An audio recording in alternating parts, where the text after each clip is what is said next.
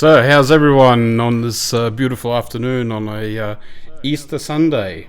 Yeah, it's quite incredible that we actually get to, chat and we can actually just work out exactly what is going on.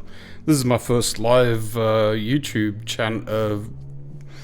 broadcast, so I'm just welcoming everyone and thank you very much for listening in.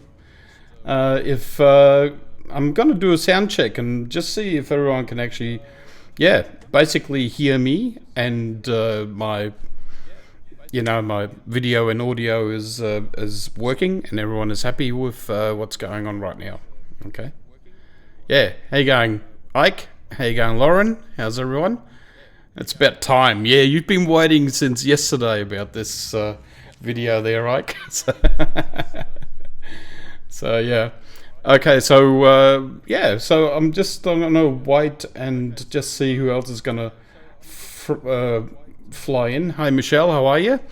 As you can see, I've shifted away from Facebook because it was giving me too much trouble, and I actually just decided to, basically do it from this side, coming from YouTube, because everyone else is doing it, right? So why not?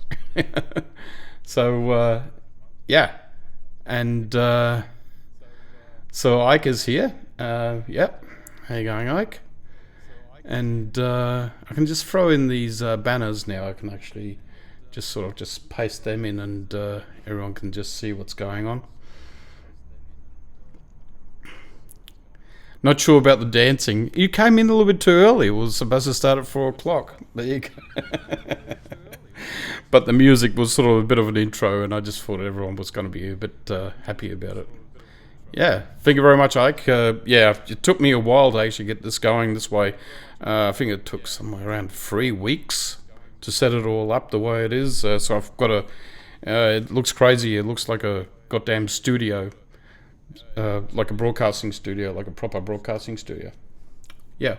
So, I've got a few topics that I actually want to talk about, and if you just bear with me, I'm just going to set this up properly.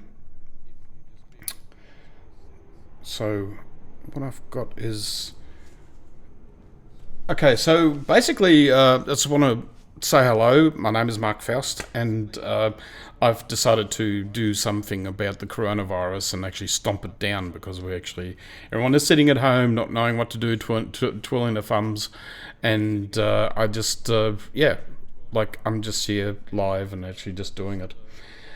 So basically wishing everyone a happy Easter, of course. It's Easter Sunday here in Australia, for anyone that's actually looking in from outside of Australia.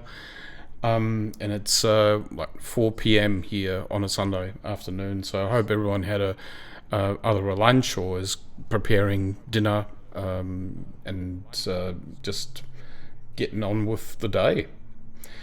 So the reason why I'm doing live streaming is just because I believe I've got some knowledge. Like I started back in the 70s with my photography, so it's been a long journey, and I think I've got a little bit, that I can give back to people. Okay, so now, first topic I want to talk about is the purchasing of items. A lot of people have actually, right now, they're actually approaching me, asking me questions whether or not they should actually buy, which camera they should buy, what lenses to get, what other things they need. They want to go. Most of them want to go into macro photography, and that's okay. You can just go into and do that. But should you actually buy things that you don't need right now? Should you buy this luxury item? Should you buy a camera? Should you buy the well, for Ike it's the what is it, the Z6 or these which one have you got, the Z6 or Z7, Ike? I'm not sure, but like a lot of people are asking themselves, should they upgrade the camera right now? And I believe it really depends on your situation. Are you still earning an income? Will you be losing your job anytime soon? How secure is your job? How secure is your income? For a lot of people, the income has been more or less cut off, and it's a bit sad to see how it's all going. So I would suggest to a lot of people to hold on. This year, in 2020, there was supposed to be a lot of releases coming from Sony cameras, and Canon has got the R5, which was supposed to come out very soon, and there's going to be an announcement that I'm going to talk about a little bit later. And there was also the, of course, the Sony, the S3. Everyone has been waiting for like crazy, so the actual video gets upgraded with that, hopefully. So that's if the S3 happens. That's another question. There's also talk about the update on the Sony A7 IV, right? So who knows? It could all happen at once. It could not happen at all until next year. So we are just hanging in there and just waiting. Okay. Now the A9 II firmware has just been upgraded to version 2. I'm not sure if everyone has been following the news. There's been a lot of talk about it. The major thing that I can see that came out of it is, apart from all the other minor updates, there's been the basically the shutter down sensor protection for lens replacements and swap outs. So I think it's a good feature to have. It can be engaged or disengaged in the menu. You don't need to have it if you don't want it. It is just there, and I hope it just flows through into the other versions of cameras that Sony has out now at the moment. The biggest problem is going to be convincing Sony to actually bring us some more firmware that we've been waiting for. I know, Ike, you had a bit of a chat about the Sony A7 III not having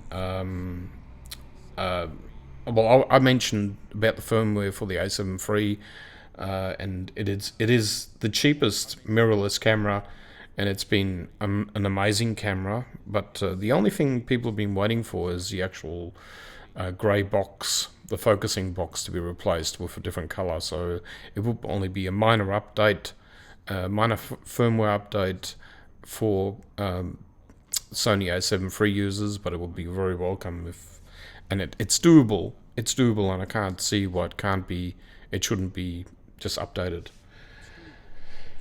Now, I wanted to actually do a bit of a demo about sensor cleaning. There's been the topics and the videos. There's a lot flying around there, but I have not seen anyone actually doing a live sensor clean. So on my desk, I've actually got an A9 ready to go. So if anyone has got any questions at the moment since this live show started, please keep feeding in the information here, and we can actually get a bit of a chat happening. But if no one is actually asking any questions, I'll move on and actually show how to clean your sensor.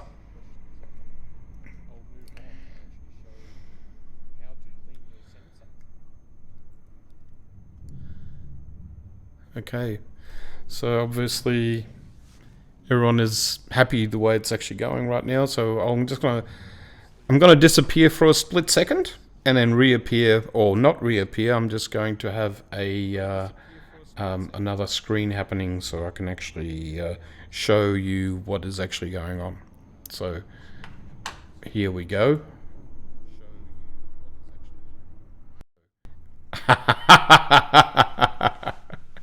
You wished, Ike. Okay, so here we have a little. I've got a GoPro actually above the actual camera, so you can actually see what is happening here. And I'm not going to destroy my camera. No, it's not happening. It cannot happen. It will not happen.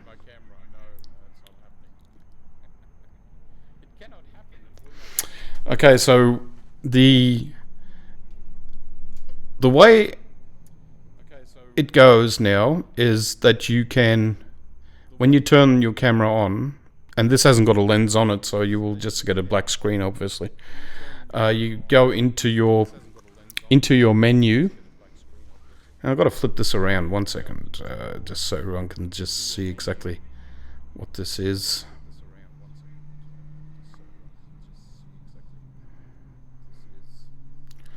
Oh, I got it locked. There you go. Okay, so this is the right way around. At least that way you can see what the reading is.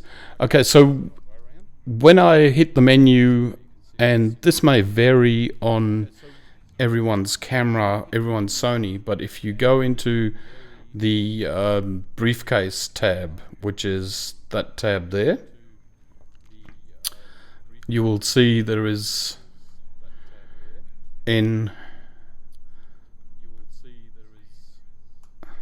I'm just got to go back,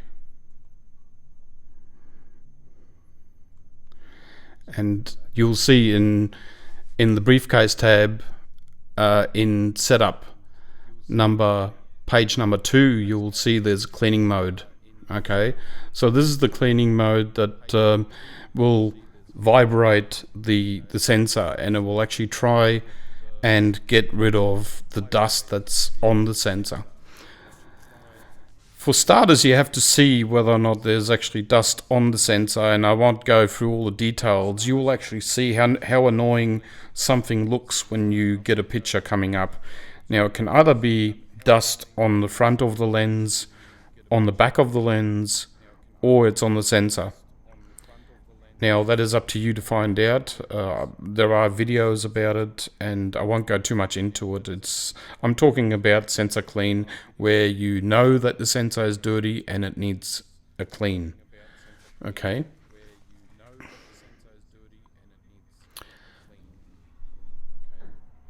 Okay, so Ike is saying if it requires more than me using a dust blower, I'm sending it in. Yeah, so this is all speculative about what you are willing to do with your camera and how far you want to go and how confident you are feeling about doing this. So I'm not going to go into details about which way you should go with it. Yeah, right, Lauren. It is pretty easy. There is not much that you need to really have to be aware of. It is more about the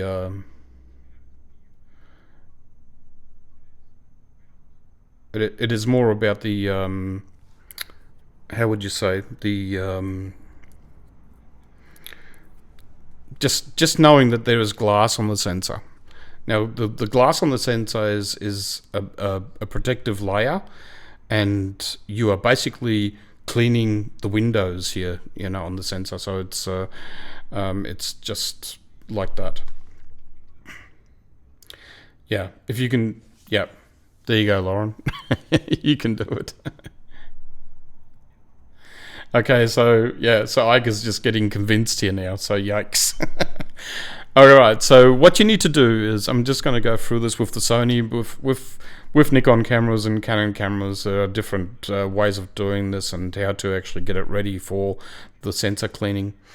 Now, what I suggest you do, make sure the area is clean of dust and you are in a fairly dust-free room where you don't have windows open, don't have doors open, people are not running in and out, where dust is actually blowing right around the in the atmosphere, and you actually don't have to, it's not contaminating your area.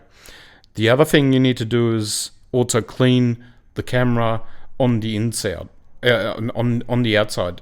So you will just have to get the blower and just blow around the area, and then you'll be set to go.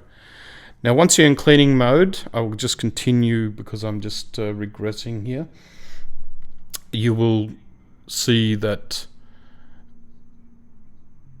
Yeah, don't do it with curious kitties around, says Lauren. That's your best advice, yes. Okay, so with pets and all that, I mean, you've got a lot of airborne dust and hairs, etc. So it's recommended that you do this in a dust-free area, like an office space, maybe. I've heard of people going into bathrooms and running the shower for, say, 5 minutes, just so the actual humidity and everything actually just brings down all the dust, and then people actually do the sensor clean in the bathroom, believe it or not.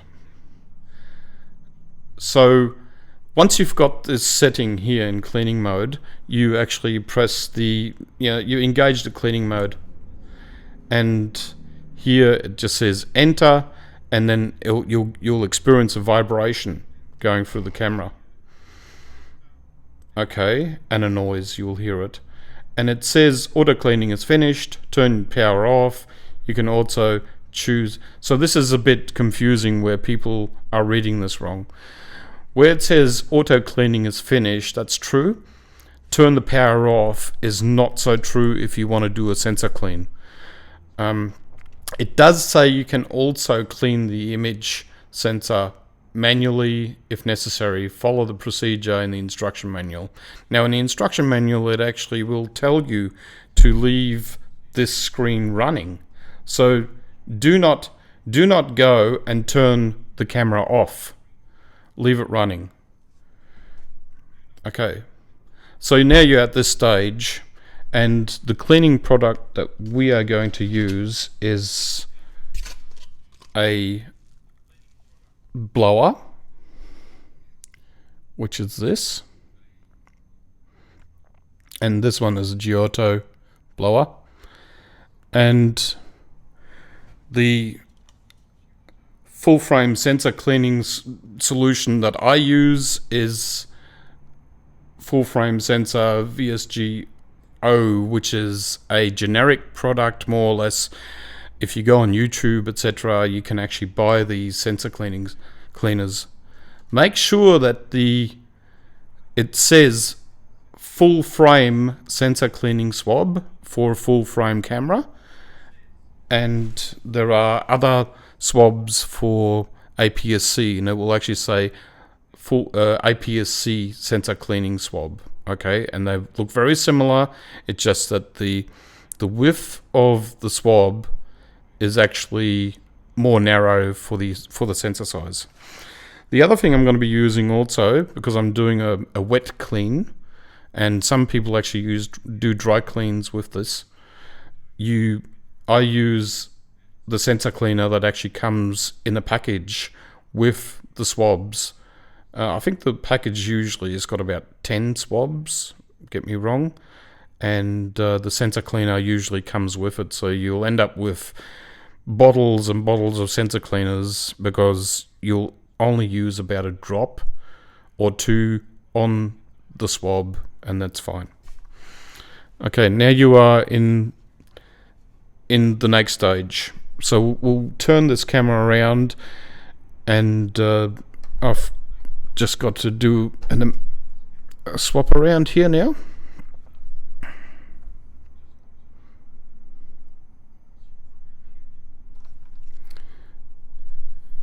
Okay.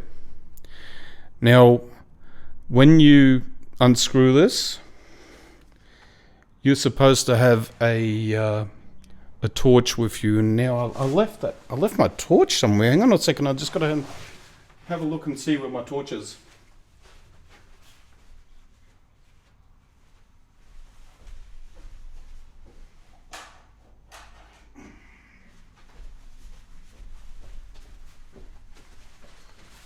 Okay, I'm back. So the torch that I use, and you can actually get a sensor magnifying glass, but I use this torch. It's a Next Torch K3. I don't even know if they actually still make this, but it's just a powerful Cree light, and it does the job, like it will actually light up the sensor and you can actually see. Now, when you take the cap off, what you're supposed to do is actually you can move the torch around, and you'll easily see dust spots on it. On the sensor, there's no problems of actually seeing any dust spots when you use this torch.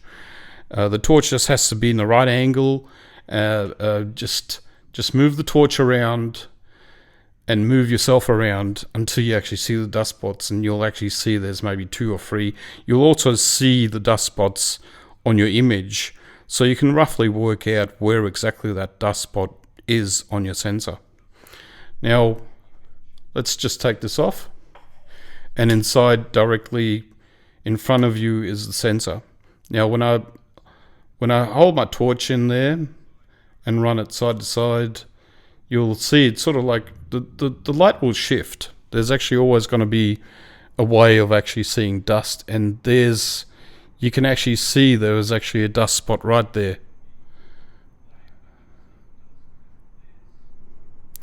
So I don't know if anyone else can see this, but I am seeing a dust spot on the sensor right now. Okay. Now the first thing you can do is basically,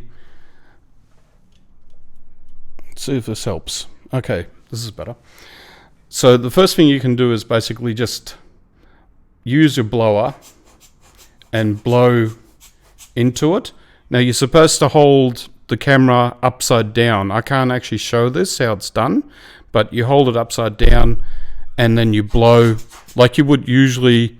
You would want to try and clean out or swap out a lens. The proper way of swapping out a lens is holding the camera downwards, taking the lens off. Everyone should know this little step, and then you don't have too much issues with dust, etc.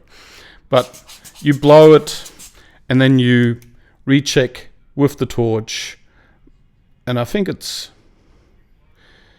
looks like it's gone. I can't really put my head over the camera directly because I've got the camera above and I've got a microphone in front of me, so I can't really see exactly whether or not dust is gone. But let's just say the dust spot is still on the sensor. This is the time when you really start using the sensor cleaner. So we'll rip it off. So these sensor cleaners are a one-time use. You can swipe it once one way on one side of the swab, and then another time on the other side of the swab. This won't make any sense until I actually get it out of its package. So just bear with me for 1 second. Okay, so it's out of the package, and this is what a swab looks like. Okay. So it's just basically just a square, a straight line kind of material that's basically the same width as a sensor. So the further down I go, the more you'll see that it will definitely fit. It's definitely made for this kind of sensor. So what we will do is we give the sensor. Just let me move this out of the way so the camera is not actually getting any drops inside on the sensor. So what you do is you hold the swab, get the drop on the swab. Now it's not supposed to be soaked. It's supposed to just have a few drops on it, and because of what material this is made of, it's going to distribute itself really well. In real life, I mean, you might not be able to see this on this camera because it hasn't got a very high definition, and it's probably a little bit too bright. But you'll get the idea when you actually have these swabs and you put the drops on it. You'll see that it evenly distributes all over the swab. So it's only 1 or 2 drops, so you use it sparingly. So now we are at the stage. You then, basically what you're supposed to do is run the swab one way, and then never use that side of the swab again. And then you are supposed to turn the swab over and then run it from that side of the sensor back over that way. So, and then you are done. Okay, so let's just do this. And this is going to be interesting for me to do because I need to just have a look at it.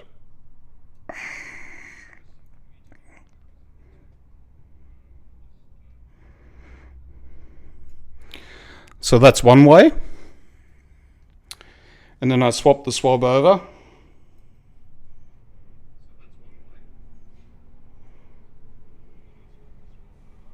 And I move it over the other way. And that's it, basically.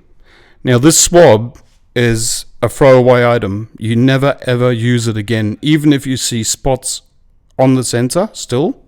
If you still see spots on the sensor, you just grab another swab. Do not use this swab again. It's contaminated. You don't want to scratch your sensor, so this is how you do it. Okay, now that is done, you basically recheck. You know, make sure everything is gone, nothing is there, nothing to be seen. Everything looks good. And that is your clean. Once you are done, you replace your cap, your protective cap, or your lens, whichever way you want to do it, and you are finished. Let me just turn this over again, and you'll see the actual display is actually still on. So you need to do this with a relatively full battery. They recommend that you fully charge your battery first, so it doesn't actually run out of right through the middle of cleaning. It actually doesn't run out of power. Okay, so once it's done, you simply switch off the camera and you are finished. Okay. Now I'm just going to switch you back over to myself. Okay.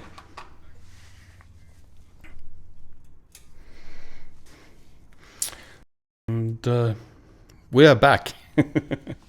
Okay, so I hope that helped everyone, because it's not easy to when people hear about it, they always worry about, oh, how do you do it, and what happens if it all goes wrong. Not much goes wrong as long as you got like the camera. If the camera is on a, it helps if you got the camera on the stand, you know, like a little table stand. You know, like if you got this, then this is a good way of actually operating. So it actually is stable. It's not going to move around. You can actually, if you got a little ball head on it, then that also helps you to manipulate the camera around, and there's no problems at all. It just went very smoothly. I mean, I've got a lot of I've got a camera here, and I've got a big microphone here in front of me, and I did it all just like so. Yeah. So okay, I'm just going to go back to the screen and back to the questions and just see what everyone. Okay, yeah, so Lauren said big white dot. Yeah, exactly, big white dot. And so I did it. I wasn't actually aware that there was actually a white dot. So yeah, I thought that the sensor was clean, but there you go. So testing or checking this every now and then is good. Also, when you activate you should activate this the auto clean maybe once a week, just to demagnetize the actual sensor, so it actually becomes less. There's not many attractants that actually, you know, the dust won't actually be attracted to the sensor, so you actually shake off the electric field that's actually around it. You know, the static field. That's what I should say. Yeah. And okay, yeah. So Michelle saw it and was trying to wipe it off my screen. Yeah, it's not that easy to wipe it off your screen when it's actually on my camera. Okay. Yeah, thanks, Ike. Yeah, I hope it actually made it sort of like it dispels a lot of uh, things that people were thinking about when this sort of gets done. Like how much tech do you have to have in your mind to be able to do it? And it's not that hard. I'm not saying that you should just go ahead and just do it. If you build up confidence enough and you have a try, and there's absolutely no pressure that you need to really put onto the swab. So you are not pressurizing anything. You're not pressurizing the sensor. You're not. It's just a fine swab stroke over, and it just dislodges dust. If you do have spots from, say, sea spray or something like that, and you've got them on your sensor, then you might need to use more than just one swab, but you will eventually get it off. It's again, we're talking about a glass screen that's actually over the sensor. Okay. So, hello, Riz. How are you? Yay. Yeah, like I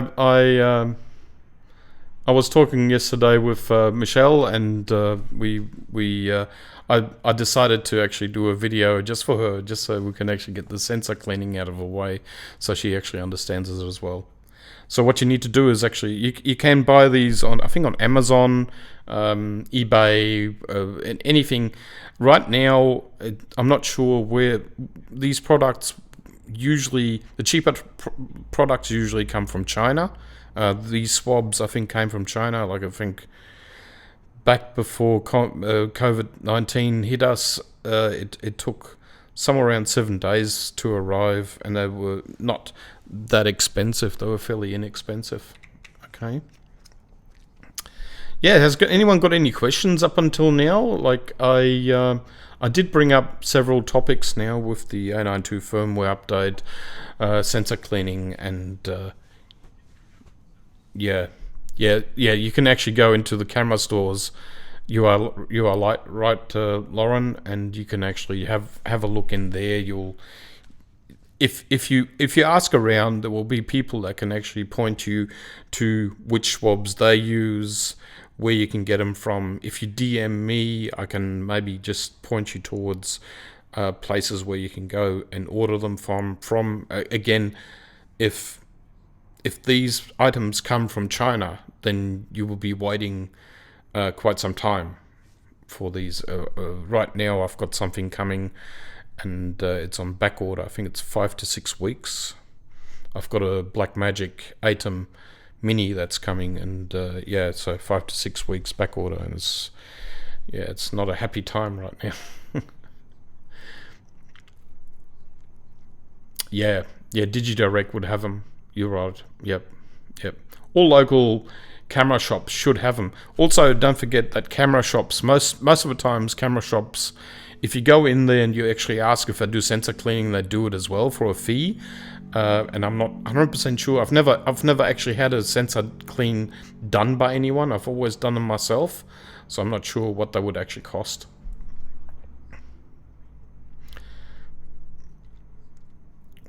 Yeah, exactly, Riz. Postage from overseas, it's just going to be one of those things. Just be very careful when you actually go online on eBay, for instance, etc. I've seen there are a lot of sellers out there that are stating that they are from Australia, but they're actually not. So just be aware of that. It takes a bit of fishing to find out. I mean, usually you can look at their rating, their what buyers have actually are saying about the seller, and then it comes out that they are from China or something. So just be aware of when you're ordering.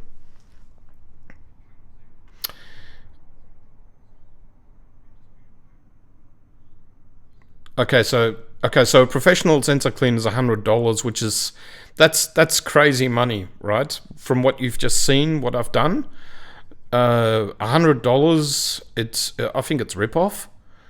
But if you if you feel that you if it's giving you confidence, etc. Like it's under. Sorry, I've just seen the tilde, so it's yeah, under $100. Yeah, of course.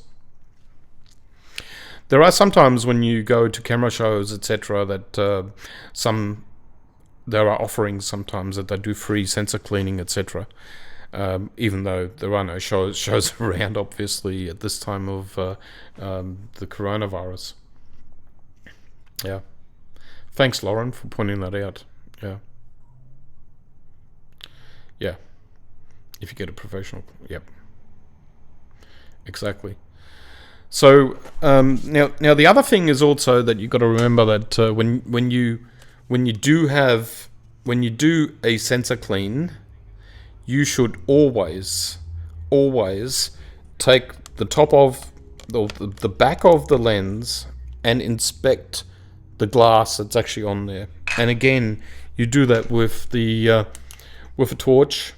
You know, shine it in there, shine it on the actual glass. Make sure that is clean, and if it needs cleaning, then you got your sensor cleaning stuff, and like your brush and your, like a proper sensor cleaner pen is really good. I haven't got a pen here right now, but you know what I'm talking about, I guess. That is very important, because if you put this lens back on the camera, you will contaminate the sensor again. So all the dust that's actually here on the back of it will actually drop back onto the sensor. So just keep that in mind. That's something that's yeah, very important actually.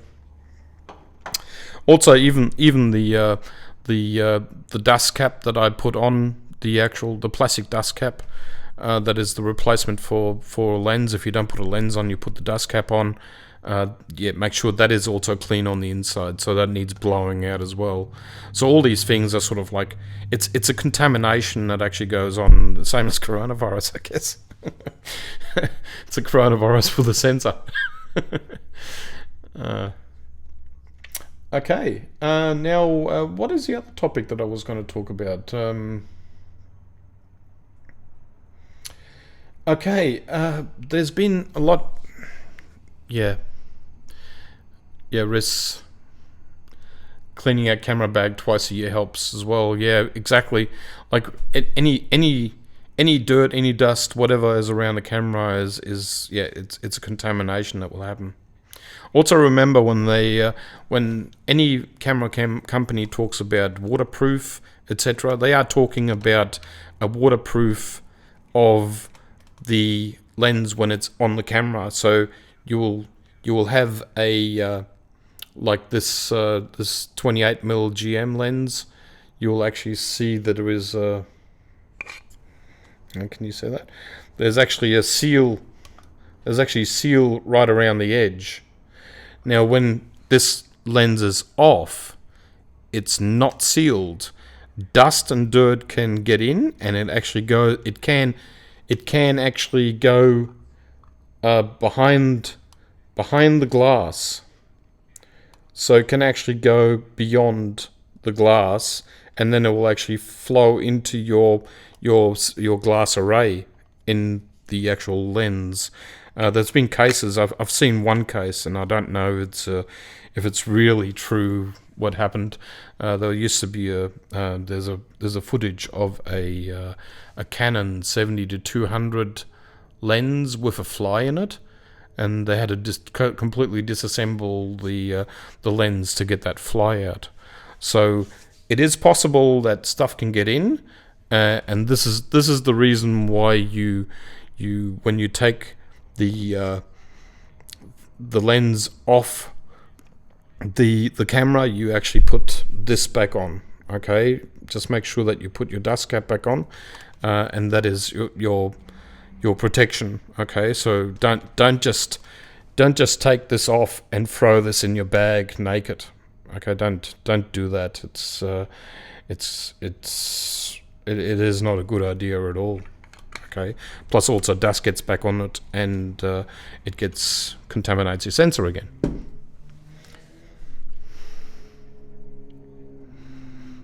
Yeah. Is anyone okay? So I got to scroll down a bit more and remember that I got to swap out the actual This is actually not an auto feed here on the bottom. That's actually all has to be done by me, so I've got to bring that up.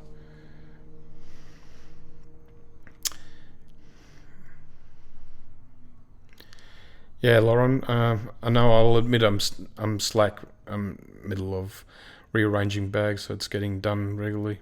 Yeah, it is just one of those clean freak things where you just got to make sure that your bag is clean, the camera is clean, etc., etc. And it's just it's housekeeping, basically. Okay. Now, there's been a lot of talk lately about lenses that are non-Sony, like Tamron and Sigma, etc. There's a lot of gear that's actually coming out now, a lot of kit that is really something that people want to go out and buy. Obviously, the cost is low, and I totally understand it. It's a really good vested idea, and I myself actually own a. I should get that. The so this is. Oh, yeah, here we go. This is the Canon 85mm version 2 1.2. And the reason why I've got this lens is basically got it's a 1.2 85mm, and you can actually see the actual aperture blades in there as well. I mean, this is how open this lens is. Now this is obviously adapted via the Sigma MC11. Okay. So I too have adapted lenses, or had adapted lenses. This is the only adapted lens now that I actually carry, and I probably won't sell it because I love it.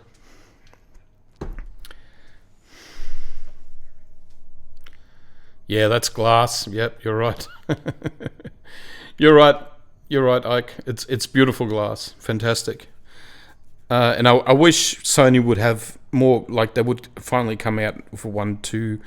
The Sigma has got a 35mm 1.2 that's supposed to be really nice glass.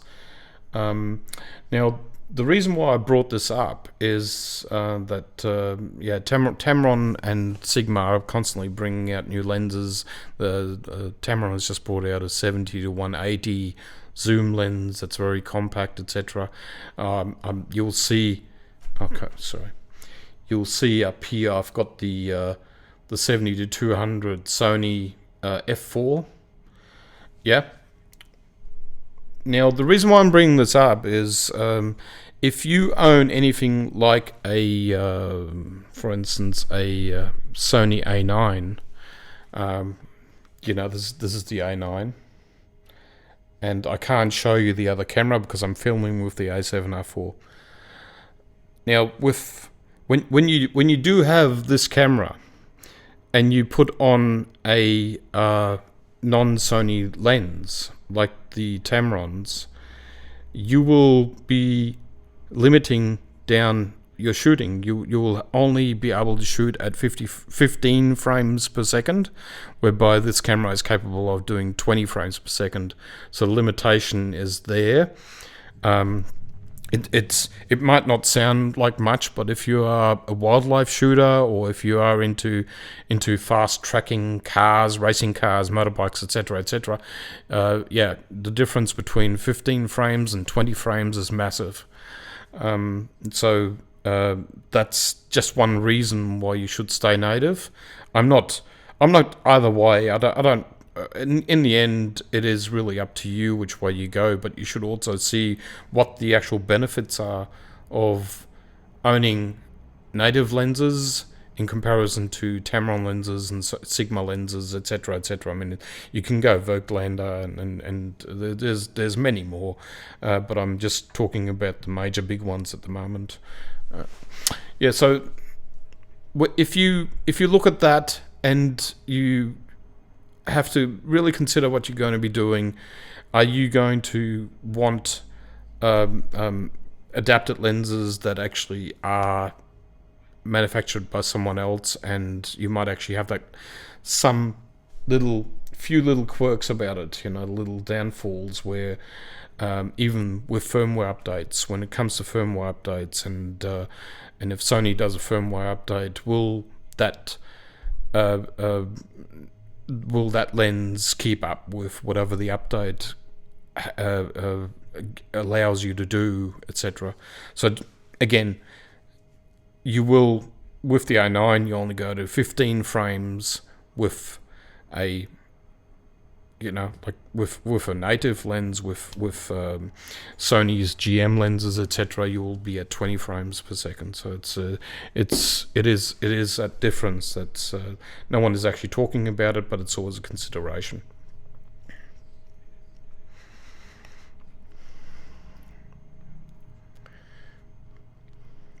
Yeah, so there you go, Ike. You are right. Like it's the that is matter of factly speaking. There is proof that we can have 1.2 lenses on our Sony cameras, and they work just fine. There are some restrictions on it. Obviously, the frame rate is down, and some of the focusing settings are not allowed with this lens. So it's I can't really tell you directly which ones they are, because I haven't actually used this lens in a while now. So I mean, I've got the 85-1.8 Sony as well. I've got a bunch of lenses hanging around here. Yeah.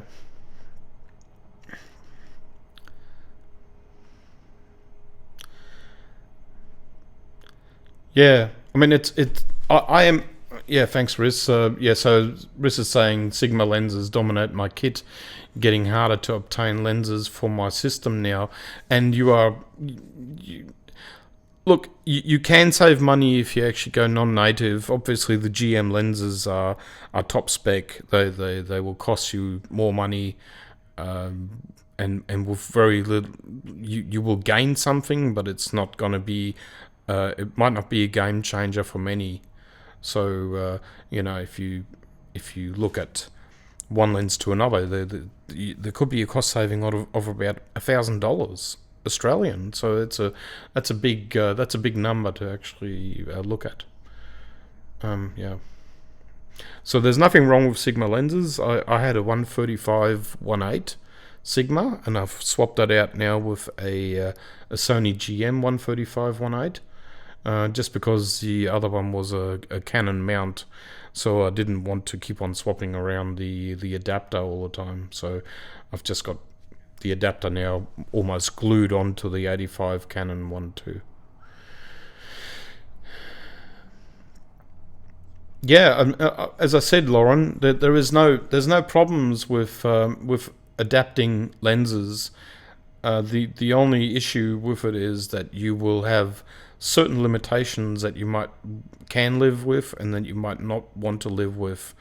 As I said, like your frame rate reduction, and also some of your focusing range. I mean, if you want tracking with the A9, the A9 has actually got autofocus tracking, where you actually are constantly engaged in tracking. And if you're doing birding, etc., and you want to track fast moving objects, and sometimes a native lens will actually do a better job, or it might be crippled actually on certain lenses as well. So you really need to consider all these different parts of what makes a system good for you.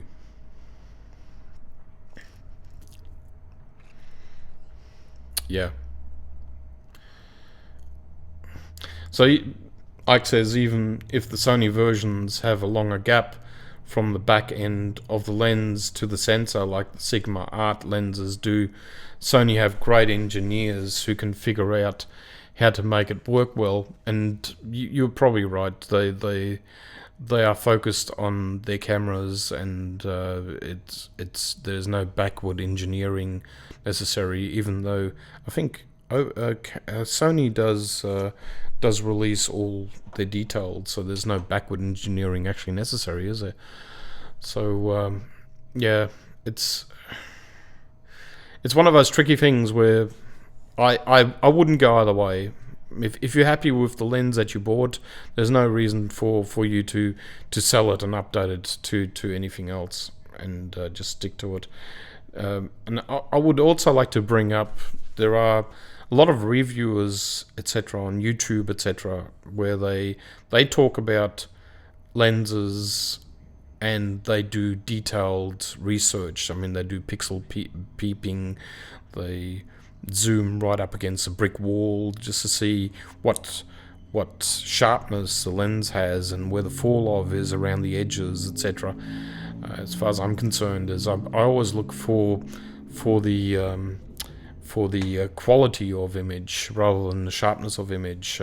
Like right now, you are looking through a PZ lens, which is a cine lens, which is the Sony 28 to 135 mm f4, because it's a quiet zooming lens and it's autofocusing really well, and it's made for this sort of work, and I usually use it for the studio.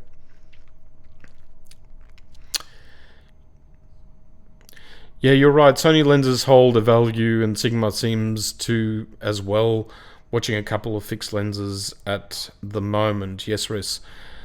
I understand that this is the way of thinking. I've had I just recently swapped out a lot of my lenses and did a big reduction, and had to take a lot of things into account.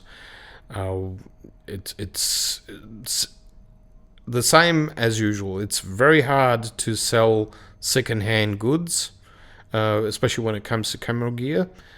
The people that want to sell, they're expecting a slight drop in what they paid for, but they want their money back. On the other hand, the people that want to buy second-hand gear want to have a decent reduction, which are not getting. So basically, you will end up being stuck in that loop where you've got your camera lens or camera body for sale for a long time, and then you got to decide for yourself whether or not you will actually do a reduction or you will just wait it out until it sells. That's up to you which way you go about it. I just don't. I don't think lenses as such, the way it used to be in the 80s, if you had an older lens and you would sell it, it would just sell straight away, and there was no problems selling it, and the resale value was there. It's not the case that much anymore. You will actually you will see drops in prices, especially now with the COVID 19. There's going to be a lot of people out of work, and you will eventually come across some bargains out there. So keep an eye open if you want to buy second hand, if you're in the market for something like that.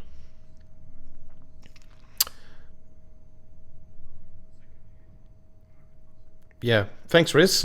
Yeah, lovely and clear. It's good to hear.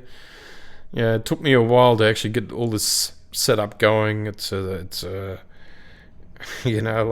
I've seen you, Ike. You've been you did a live stream the other day with all your friends. I think it was something like 4 or 5 people in.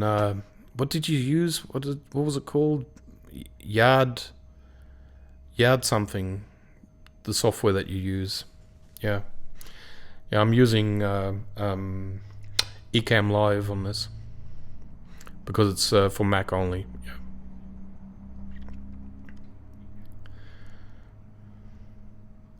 Yeah.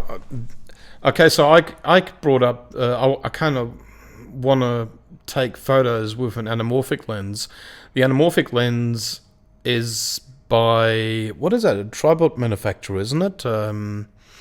They brought out this anamorphic lens. It's a 50 mm currently. Yeah, StreamYard. You're right. Yeah, StreamYard is software that you used the other day. Yeah.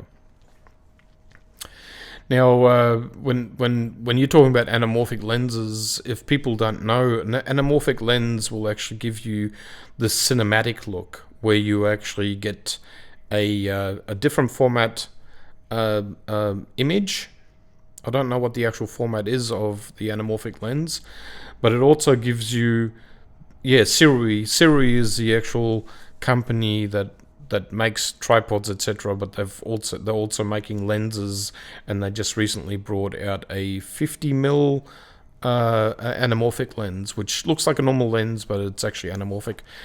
And the best way to describe anamorphic is if you look at the latest Star Trek movies. I know, there's a lot of Trekkies out there, and you might have to take my word for it.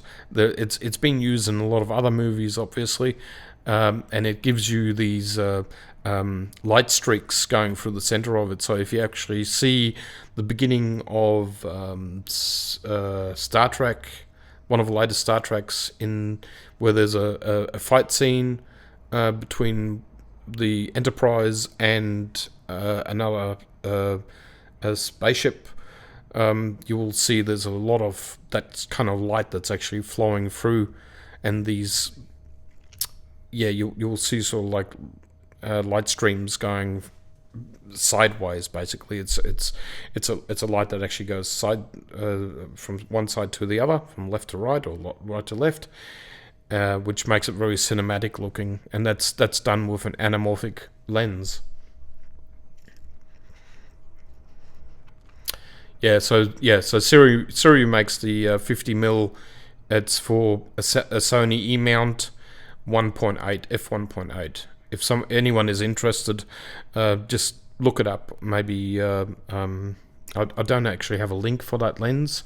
But there is some reviewers that have spoken about this lens, and I too am interested in it, actually. It's a very tricky lens. Surai? Have I been doing it wrong all the way through? Okay, I think it's pronounced Surai. Surai. So you are so right, Lauren.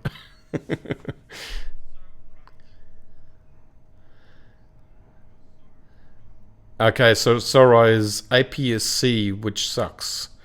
Okay, what Ike is saying is that it will be a 75 mm in full frame. Plus also the 1.8, you'll lose a bit of light. Yeah.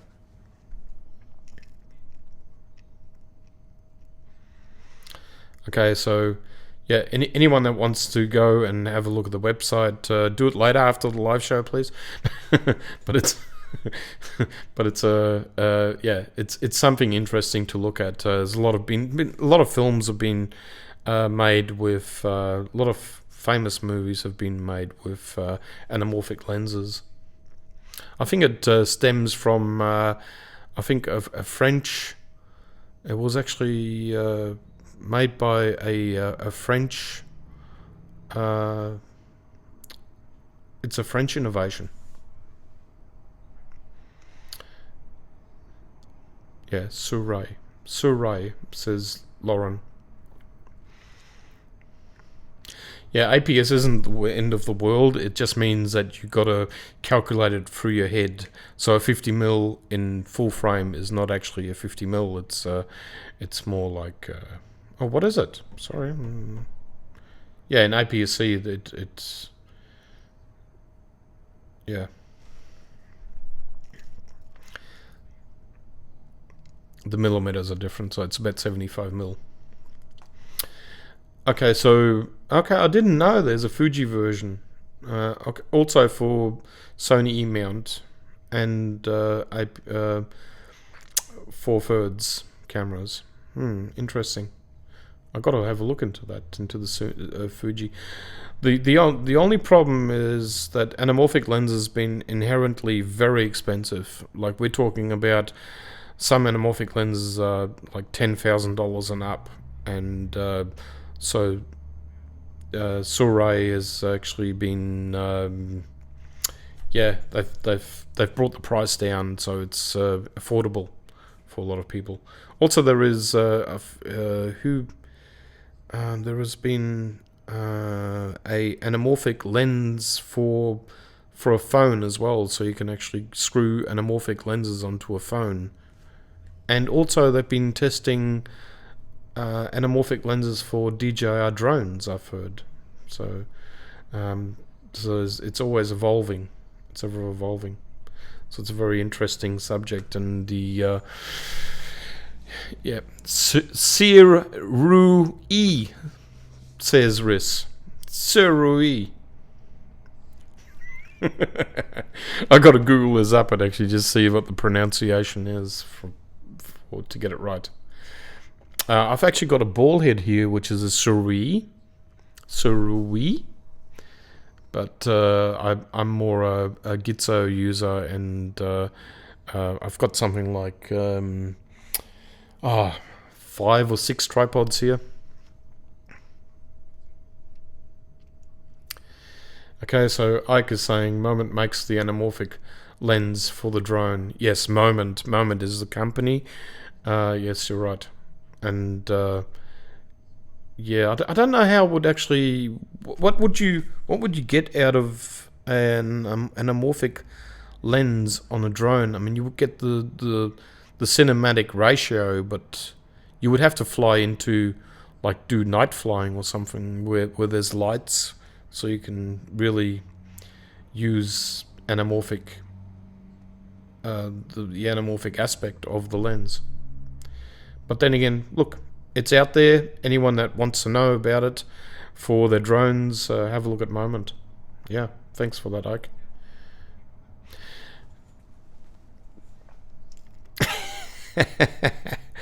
Stop it, Riss. See Rui. That sounds like a kangaroo that's actually gotten run over by an American.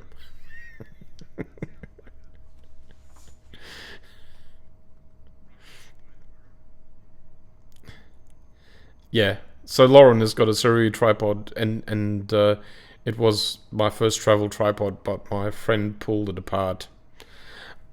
Yeah, I was actually going to bring up the topic of tripods, of how to clean them, especially nowadays where you are not using, you're not using the tripod. If it's been sitting in water, like if you had it at a river or at the beach, and salt water or dirty water got onto it, now is really the right time to really have a look at your tripod, and maybe even pull it apart and look at parts of the legs as well. Hang on, I'm just gonna disappear from the screen for a second. I'll go and get a tripod so you know what I'm talking about.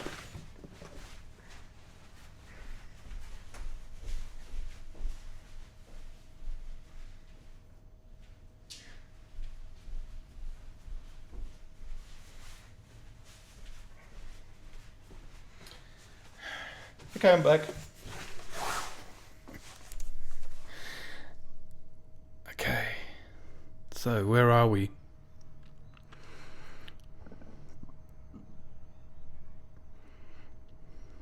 Okay, so Lauren, haven't spoken to her since. Yeah, I wouldn't talk to someone that tears my tripod apart and ruins it. Okay, Riss says, I watched one of their product clips on another device, and that's how I found out. Yeah. So that's the right wording then.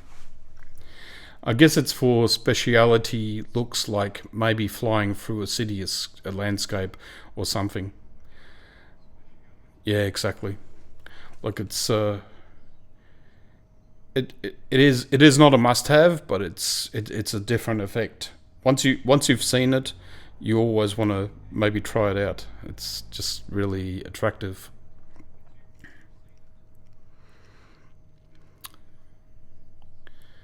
And Riss, phonetics not my strong point. Neither is spelling. So one thing everyone should know about me is I was raised in Germany. I was born here in Australia, but raised in Germany. So I never went to an English-speaking school. So excuse my accent. Now, I might just talk about the legs on a tripod. This for instance is the a Benro tripod. It doesn't really matter which tripod we're looking at right now. They all function more or less the same way of how you tear them apart. Now, what I want to talk about is actually the legs here. Now you will see that each leg unscrews right and comes out to that point. Now if you go ahead and unscrew this, you can actually take this leg off.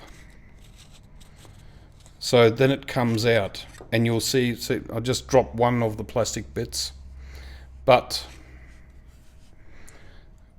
they all come more or less with these bits here. And when I'm not going to put it back together again, so I'm just going to drop this down. There you go. And when you look at these, you'll see there's dirt on it. I mean, this is not a bad. It's not very dirty because it's just been recently cleaned, simply. But what you do is basically, get a damp cloth and give it all a clean up while you've got it stripped down like this. You've got it all apart. All the legs come apart like this. The only problem is just make sure that these bits here go back on. And I also use a spray that is actually a silicone spray. And I'll show you that. And I'll just got to go and get that.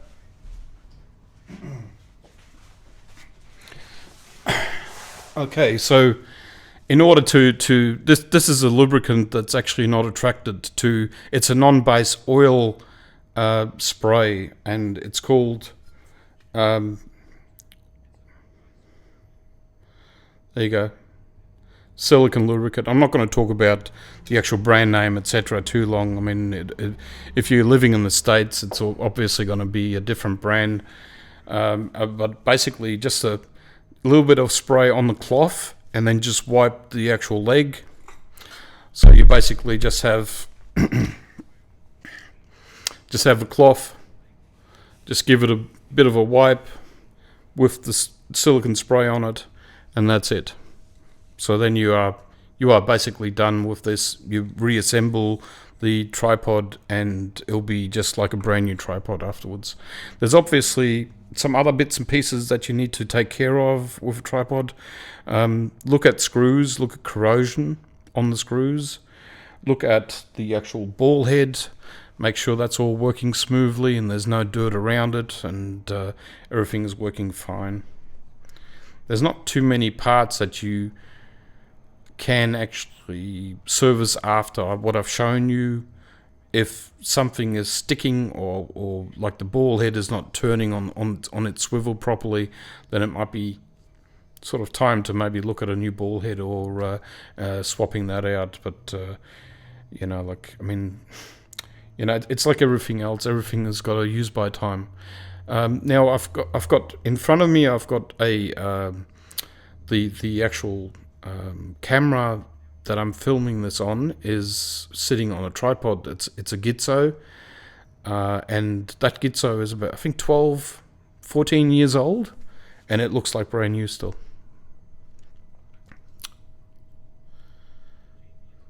Yeah.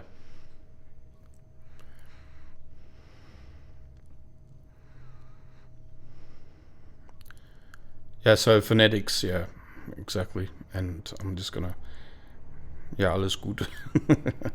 That's German. I understand that.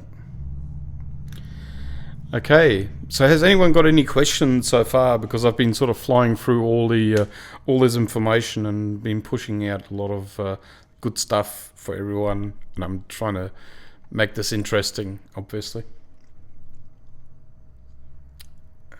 The next story that I've got here.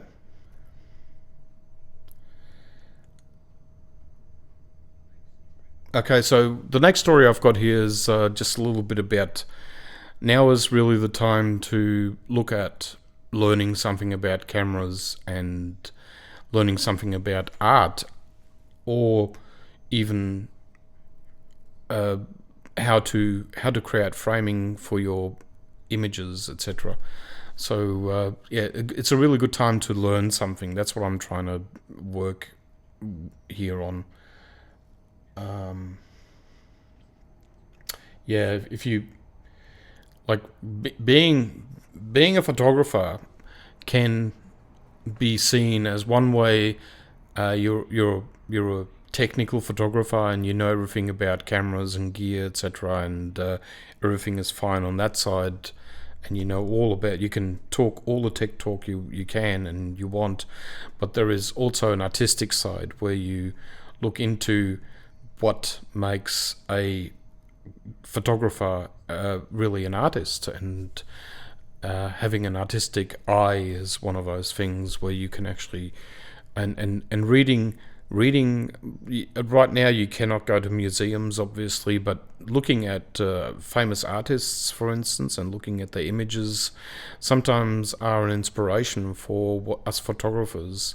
And it's very important that we take heed of what they are showing in their images and what they are trying to portray. And sometimes you look at images that are very simplistically done with a few brush strokes, and yet they convey everything.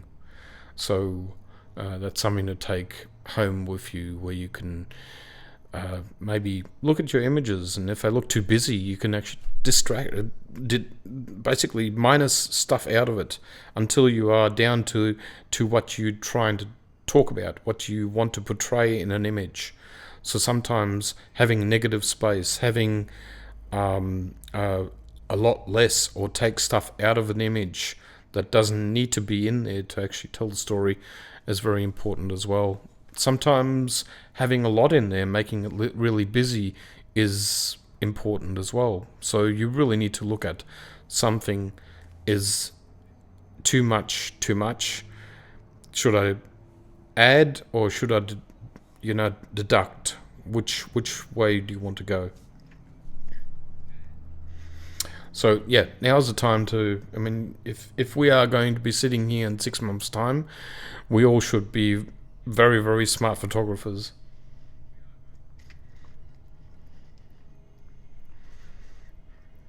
Also, I just wanted to bring up, with photography, a lot of people have got late model cameras, etc., and they are obviously so smart that they've got video capability. A lot of people, for some reason, are not using their cameras as video-centric cameras, and they forget there's a dial. You can actually switch this over to S&Q or camera mode. And the reason I'm bringing this up is that now is, again, it's now is the time where you can actually play with video. You can try your S&Q. S&Q is basically a way to speed up or slow down video, and if you have not tried it, you should. It's out there. So instead of doing macro photography and getting stuck into that, have a look at video-centric work as well. Maybe do macro for a week, then switch over to video for a week, and just concentrate on certain parts of your camera that make all this possible. So, hello Brett, how are you? Good to see you there. Boo. What's boo? Boo and the head down. Explain that to me.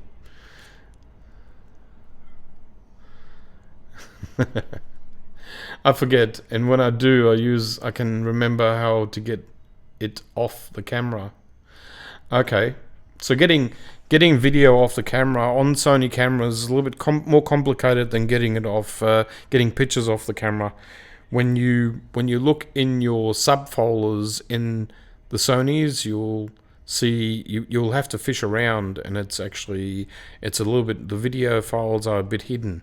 I can't exactly tell you right off the cuff where exactly it is, because I haven't really prepared for that in this segment. But it is in there. It's not there where the actual image or picture files are, and I don't quite understand why Sony has implemented their video capture that way. But it is definitely on the card, so don't be alarmed if you don't see it within the image folder. It's actually not in the image folder. It's in another subfolder.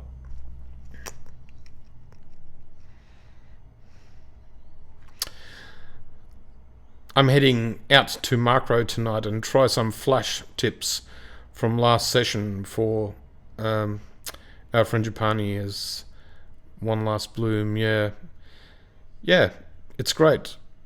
Like here in Australia, you don't need to stay at home necessarily if you are still allowed to go outside to exercise. So if you are exercise or walking is an exercise, let's say, take the camera with you. You got a strap for your camera, put it over your shoulder and take it with you. No one is going to have a go at you, or you can't be fined for taking pictures. So in other words, go and exercise. You see an image, just stop temporarily, take the camera up, take a few pictures, and then you will still be able to, practice your photography. Even though you should not take a tripod, etc., and just stand in one spot. I mean, that's something that is discouraged right now here in Australia. I'm not sure, Ike, if you're still in here. What are the Americans doing? Are they restricted to having to stay inside? Here in Australia, you can still go out and exercise. You can go drive your car for essential driving, like going to food shopping, etc.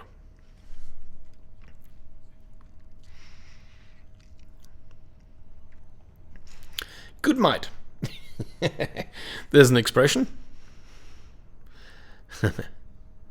Yeah, so Brett, you got yourself a new TV, so congratulations about that. We spoke today in length about the TV. Actually, it's a Sony TV. There you go. So congratulations on that one.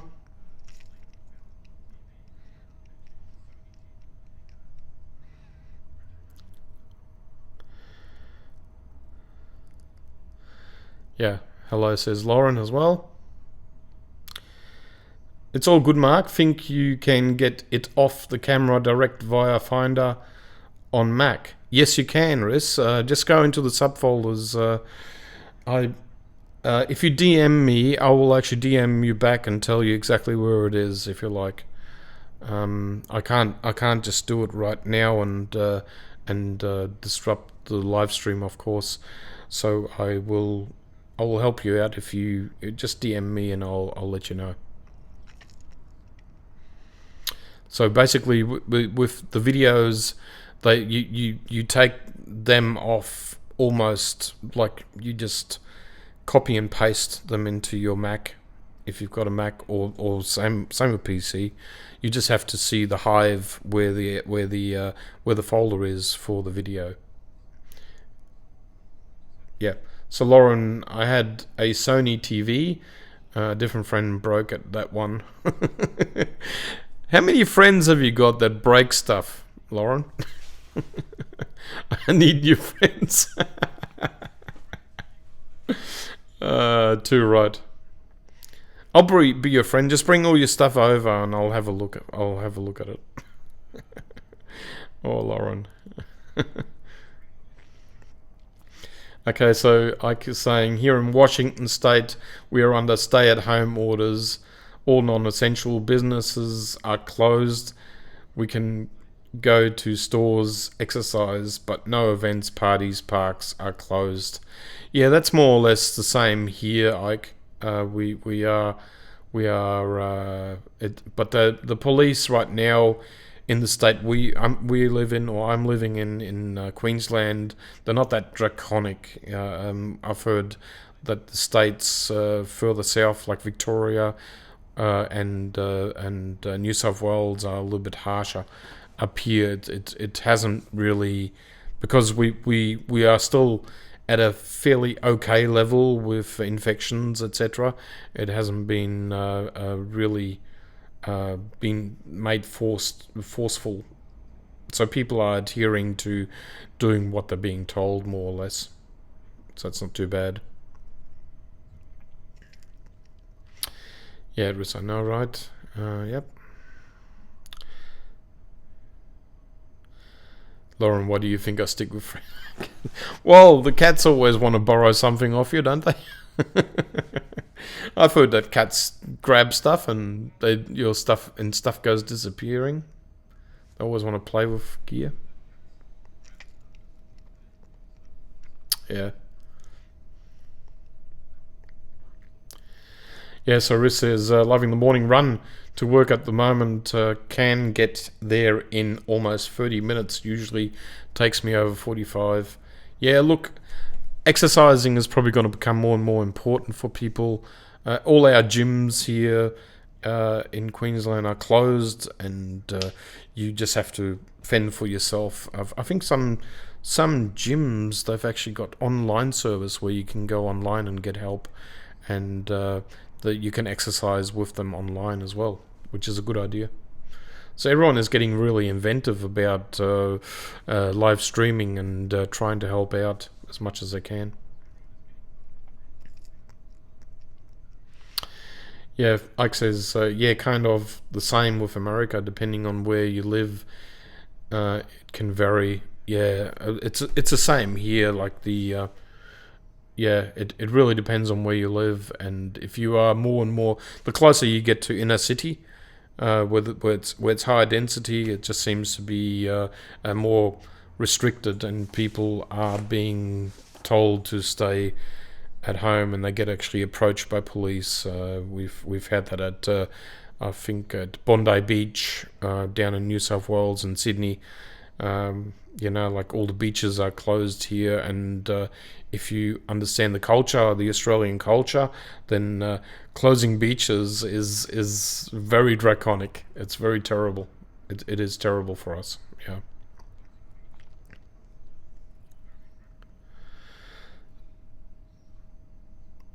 Your capsule 360, someone broke that as well. Look, Lauren, you got to really get. I don't know. Is that your cats that actually broke that, or is it another friend?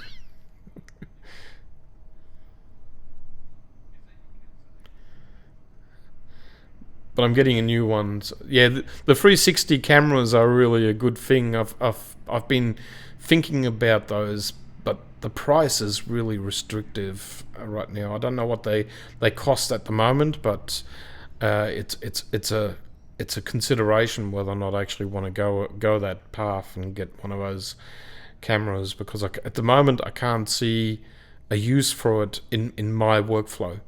And in my usage, I can't see use in it. But maybe when I go live, I could actually use one of those 360 cameras and see how that works.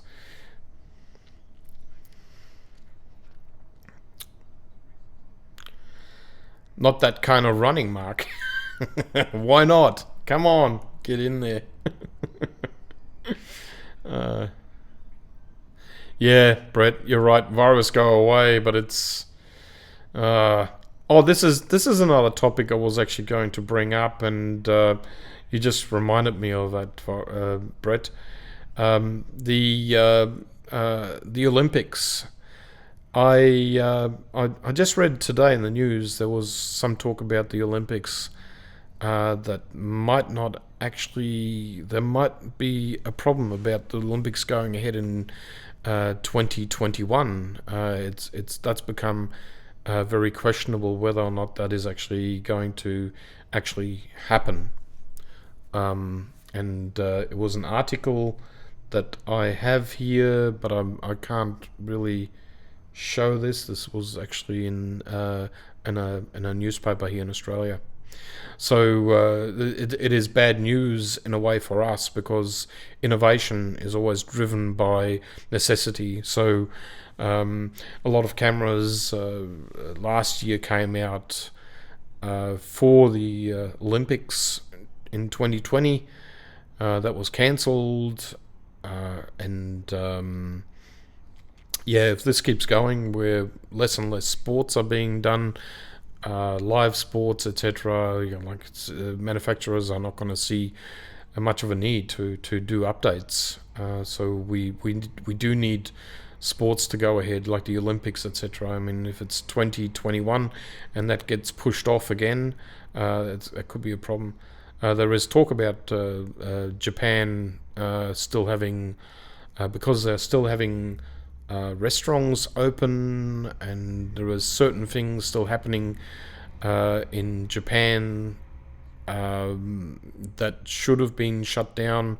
There's sort of like this long-term delay, and they could be in a higher infection issue zone than what the rest of the world is. So there's that talk about that, and this actually came from a Japanese, I think the Olympic president in Japan. I'm not gonna, don't take my word for it. You can always look it up. Okay.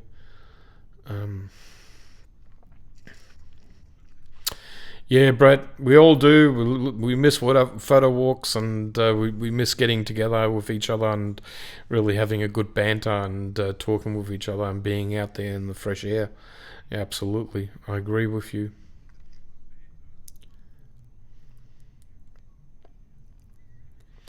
Yeah, getting the Wi-Fi fit board dusted off. Oh my God, the Wi-Fi fit board. How that's been a few years, but still a goodie. It still works. Yeah, there you go, Brett. You heard it from Lauren. Misses the photo walks as well. So yeah, we're all in the same boat. Yeah. Yeah, the Sony Brisbane bunch has been, we've been, our photo walks, for anyone that is not actually in the Sony Brisbane group on Facebook, um, will realize that we are a sort of like a tight knit bunch where we always look forward to every month getting together, and just for the laughter, just for the fun. It's a great bunch. Yeah, yeah, you're right, Brett. Um, I haven't had any more free cocktails. Got surprised with a discount at Nando's due to wearing uniform though. Oh, that's nice. See, so yeah, keep on wearing your uniform. Never take it off when you go shopping. You might get discounts left, right, and centre, Lewis. So Lewis is working as in the medical sector, and a good job you're doing there. I got to give it to everyone that's actually doing in this time, being in the medical sector. It's a high risk, and it's also a great service. Right now, what will we do without medics?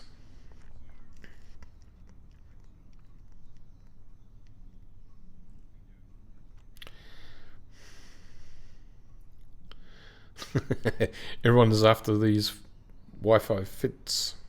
Wii fits, sorry. I should be saying Wii. My board still works from 13 years ago. Yeah, that's how old they are, my God. Yep, can go snowboarding Wii until it blocks the remote receiver. Yeah, photo walks are a lot of fun. Yeah, true, Brett. Yeah. Sony Brisbane team, awesome. Go team, yeah. Yeah, my protocols, procedures, and patience are driving me bananas. Yeah, I can imagine. We Fit Plus Cycling. Risk, we support you at the front line. Yeah, take good care of yourself there. And I've pre-ordered Ring Fit Adventure for the Switch. Yeah. So we're trying everything to keep ourselves busy and fit as well at the same time. Yeah, absolutely. Okay, I'm just looking at our next story. Um, can't highlight this, so it's okay. Um,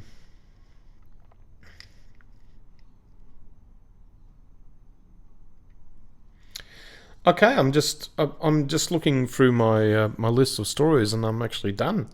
I don't have any more to talk about. I was going to swipe on macro photography, but I think I'm going to leave that for another day. I did a live feed on Facebook with Brett. We both went live and we talked about macro photography for a little bit. Just um, have a have a good look at that maybe in the photographers collective group.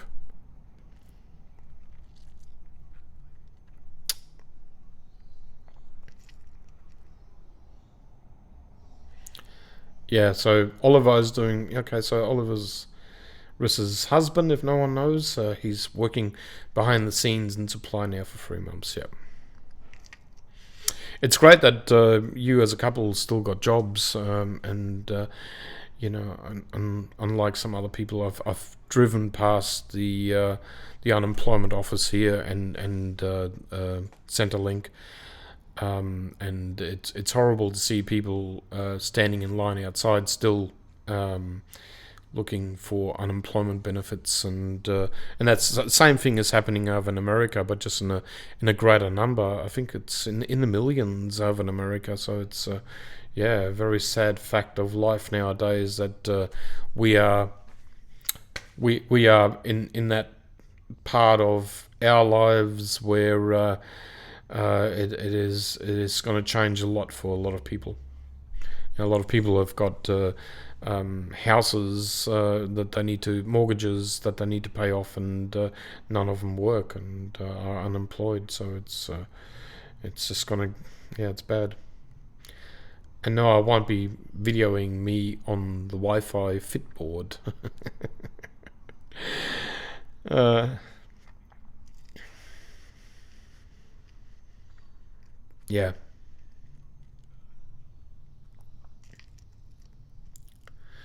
yeah. It's one of times I'm glad I have a boring office job. Yeah, yeah. But just be happy that you still have a job. We always have got to think one step in the right direction. Where like it's going to get difficult, especially now. I mean, we are still going through the phases of COVID-19, and I don't want to really talk about what will happen in the end when we come out of all this. But don't forget that the government is supporting the Australian dollar, same as other countries. I mean, the US dollar is being supported right now by the government, by their governments, and all this has to be repaid. So our taxes may go up. We will be paying more for products, etc. So just be aware of it, and be wise with your money right now, because it has to last further than what the COVID-19 goes to, because the time after that is really going to be there's going to be even more hardship. I mean, if we go into a recession, etc., God knows what. So I don't even want to talk about this right now. It's this is a photocentric show, so let's leave it there.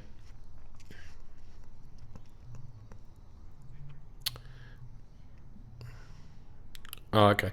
So yeah, so he's been extended for another 3 months. So that's great that Oliver's gotten these extensions, and it's everyone's supporting everyone over there by the sounds of it. Yeah.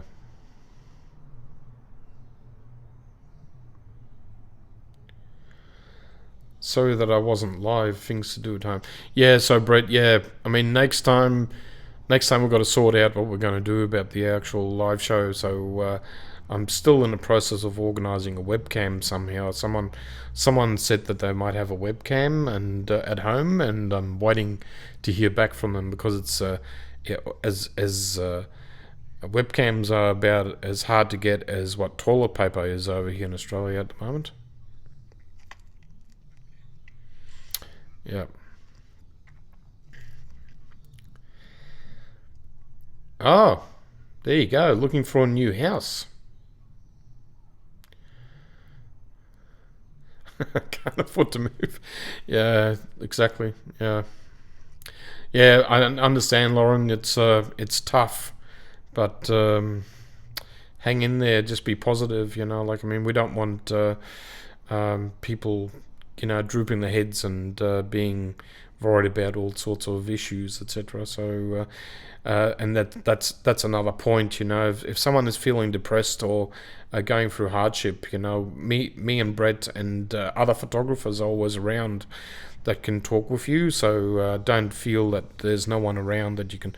So if anyone wants to talk to me, just direct DM me, and I'm always open for a chat and give you some advice, and hopefully that might help you just getting along this hard time.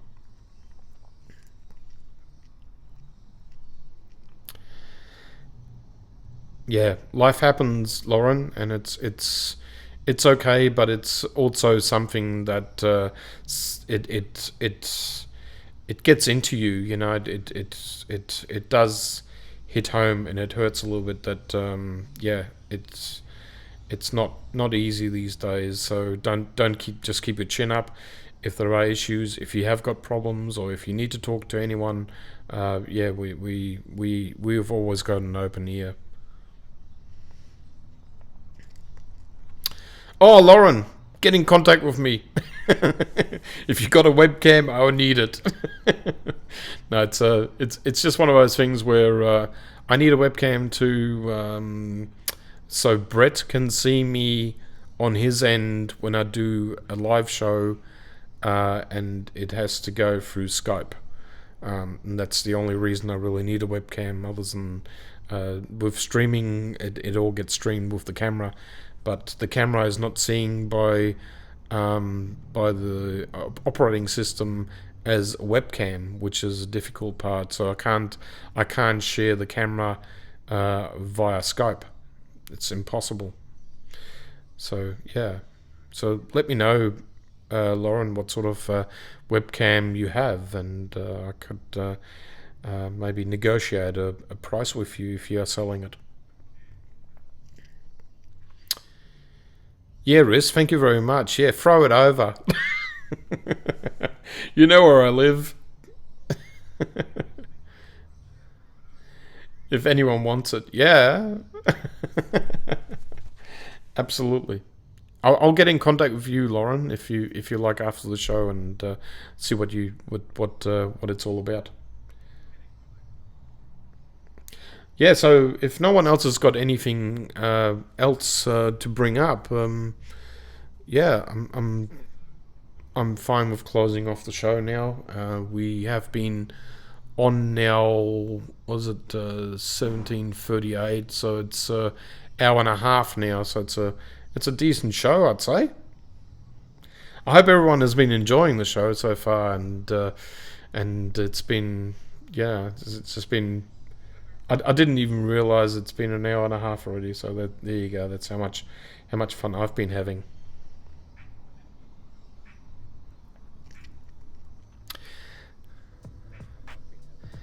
So there's a little bit of music here. I'm just going to stream that in, and I'm going to say goodbye to everyone, and hope you are staying safe, and enjoy the rest of Easter, and happy Easter, everyone, to everyone that's living here and overseas, etc. And hope this was a good start to a YouTube live show.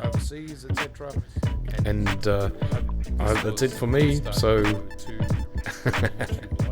enjoy yourselves, and thank you very much for listening in. Okay, bye. Enjoy yourselves, and thank you very much for listening.